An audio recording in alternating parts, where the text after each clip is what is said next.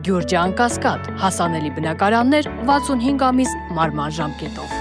Այսօր Հայաստանի առաջին հանրապետության 107-րդ տարեդարձը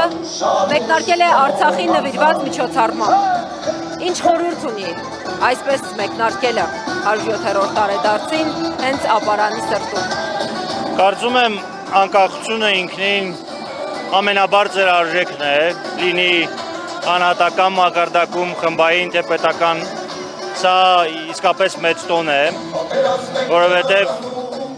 աշխարհում բազմաթիվ ժողովուրդներ եւ ազգեր կան եւ քչերին է տրված անկախություն ունենալու հաճույքը, բերկրանքը։ Առնվազն երկու անգամ վերջի շրջանում մենք այդպիսի մեծ նվաճում ունեցել ենք, կապ չունի աշխարհաքաղաքական գործընթացները օգուտ են տվել, օգուտ չեն տվել, այն ազգերն են կարողացել օգտվել հնարավորությունից, որոնք կենսունակ են եղել։ Արցախը իհարկե որպես այդպիսի նաև անկախության հետ անմիջապես առնչություն ունեցող է, որովհետև փաստացի երրորդ հանրապետության սիրտը, երրորդ հանրապետության փիլիսոփայությունը հենց Արցախով է իմաստալցված, եւ այսօր այսպիսի միջոցառումը իհարկե հաճելի է իմանալ, որ Հայաստանի Հանրապետությունում կան մարդիկ, կան անհատներ, կան ուժեր, կան խմբեր, որոնք որ այդ ամեն ինչը գիտակցում են, եւ հենց այս միջոցառումը դրա վառ վկայությունն է։